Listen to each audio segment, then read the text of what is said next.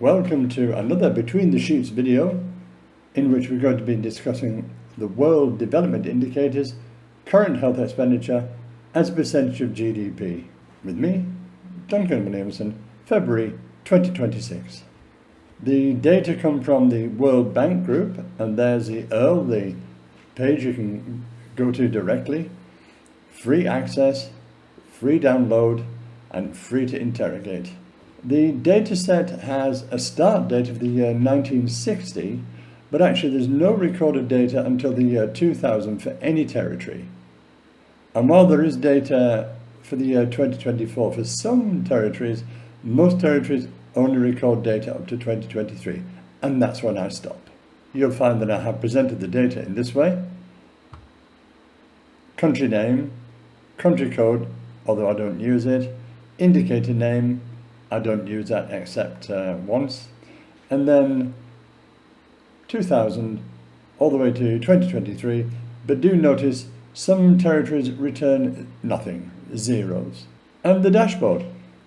In this screen, I've almost succeeded in illustrating my dashboard in this single screenshot. So I'm using, as you'll see, the filter function to filter the data out in this manner.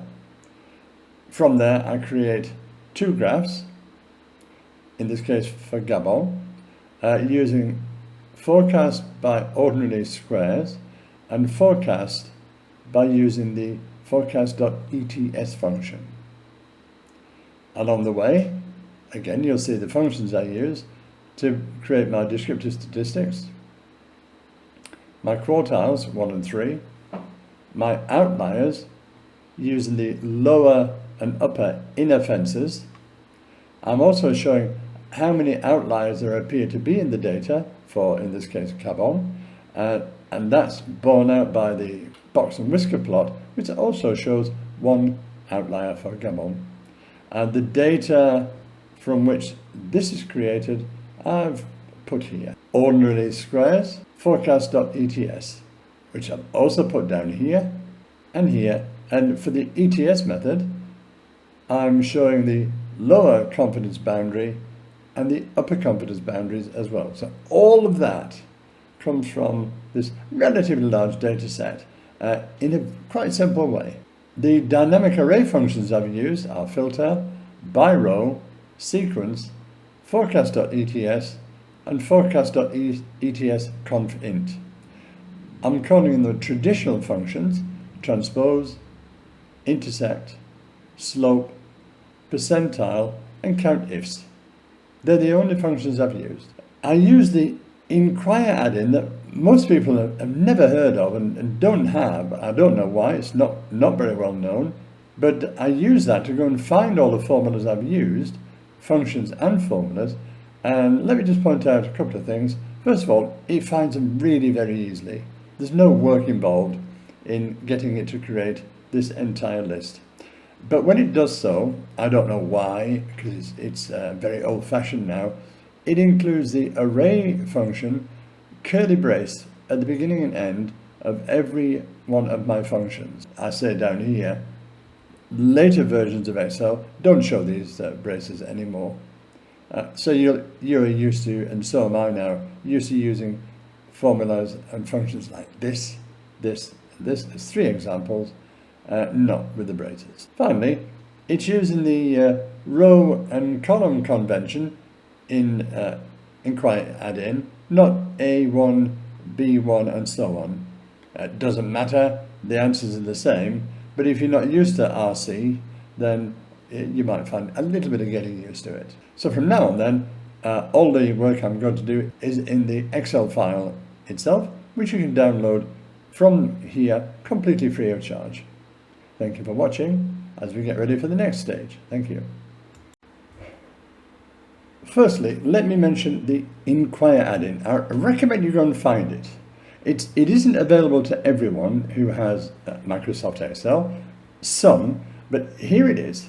But you click on the Inquire Add In and it gives you these options. You want to click on Workbook Analysis. It will warn you that you didn't save it for a while. Save it, and then you can check on all of these. It can give you a summary, look at your workbook. I've only looked at formulas for this one. Then you can look at cells, ranges, and warnings. It's well worth trying to find. This is my list. The reason I'm telling you about Inquire is that I used it to go and find all the formulae that are in this file. And you found them all. And you've seen already in this video when I refer to the curly brace in what Inquire returned. The data are these. Let me just tell you where it came from. The data come from here. Again, I mentioned that already earlier in this video. And in the raw, it looks like this. Country, country code, then indicator, indicator code, and so on. If I zoom right out, nothing between 1960 and the year 2000, nothing for any of the territories named in the workbook. And then actually I came here to do forecast, and this is how I did it. This is my worksheet for forecast. This is my dashboard almost in its entirety.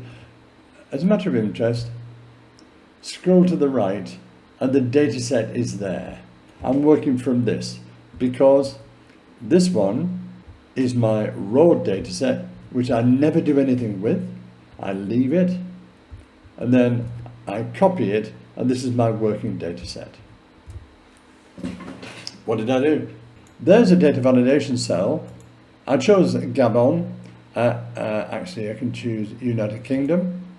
And you can see in a fraction of a second, all the data and all the forecasts appear for United Kingdom.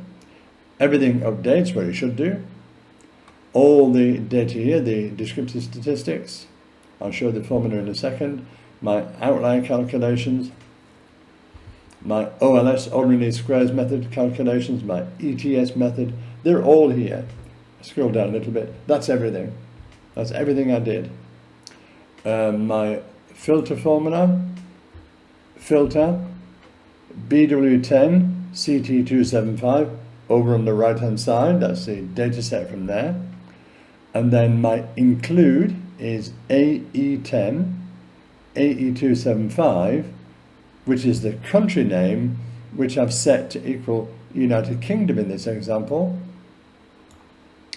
And so it's telling you, go and get whatever's in this data set, but bring it back only for the United Kingdom. It's so simple, isn't it? And so powerful. Who needs a pivot table when you've got something like this? Let's have a look at another one.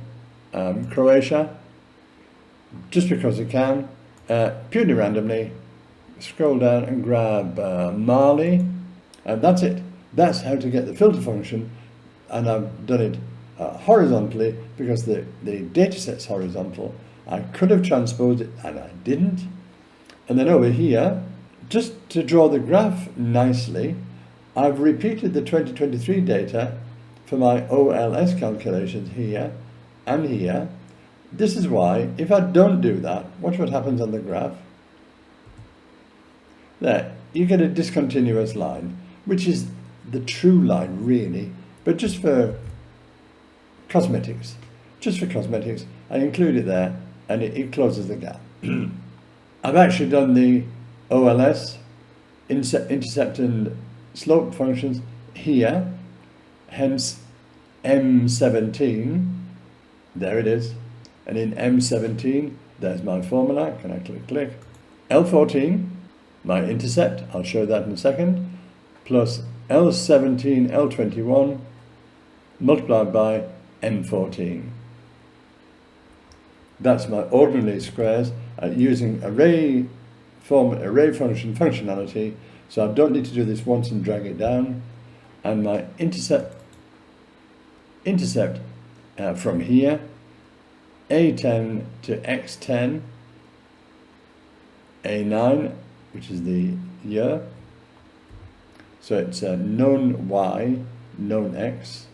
My slope, A10, X10, A9 hash, because this is a dynamic array function in A9.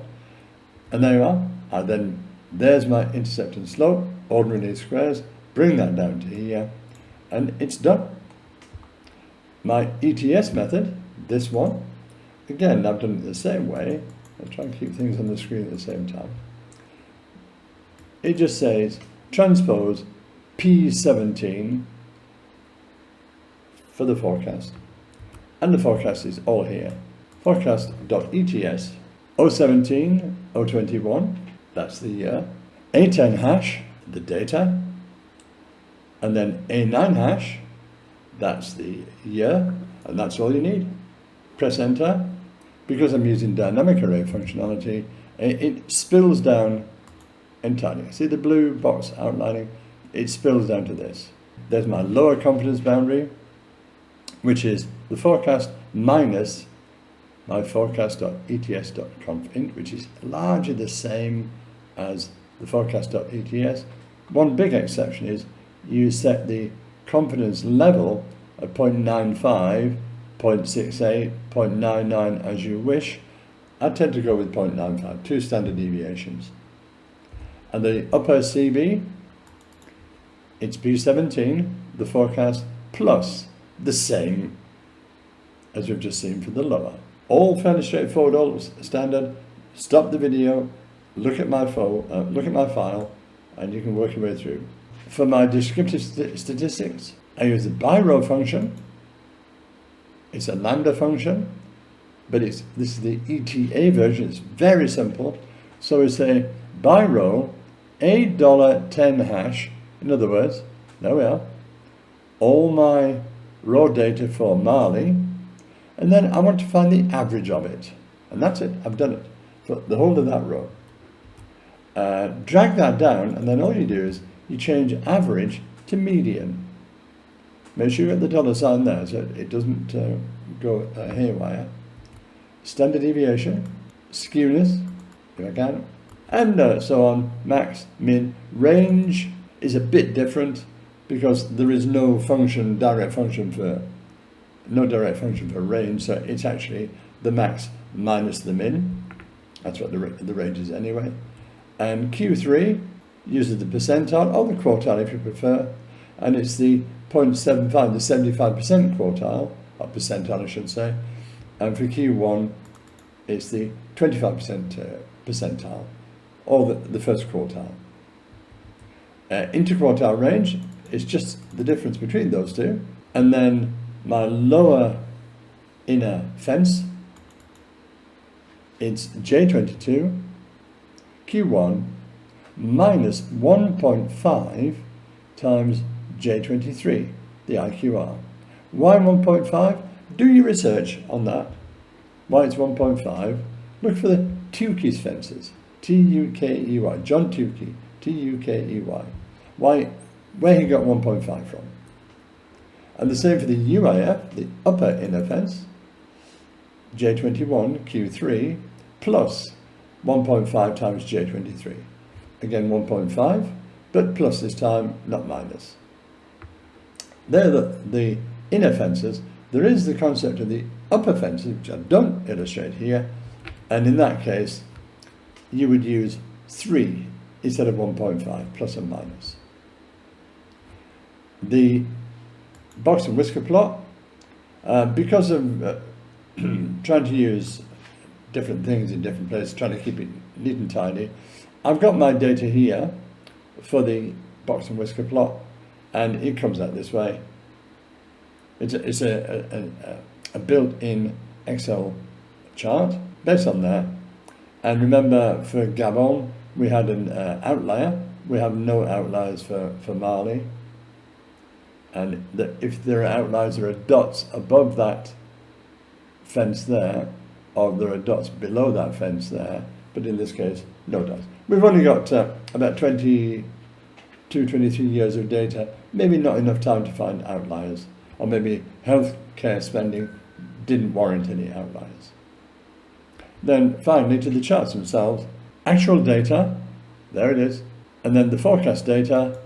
I've used a line graph, ordinary squares, ETS. You can put the calculations, you can do differences between here and here, put it there. They're quite similar on average. You will find big differences. Notice the trend is down for Mali. Let's just change that to another one. And I'll just scroll down again. Let's look at Norway. Why not? Norway, the trend is upwards. The forecast is upwards. A bit flat. A little bit not so flat. Well, let's do one more. Qatar. A bit more volatile now. But there we are. This is to do with healthcare data. Let's remind you of the current health expenditure for each territory as a percentage of GDP.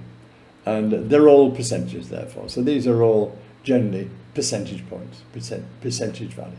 If you do prefer something like this to be columnar, then wrap transpose around the filter function, make sure you put it somewhere sensible, and you can do it that way. One of the reasons I've got the data here for my box and whisker plot is it can't use horizontal data. So I had to make that vertical for that reason. So if you're doing, let's say, the histogram of the data, again, you need vertical rather than horizontal data. Okay, well, that's it then. Thank you for watching. With me, Duncan Williamson, Between the Sheets, Excellence since the year 2000. Thank you for watching.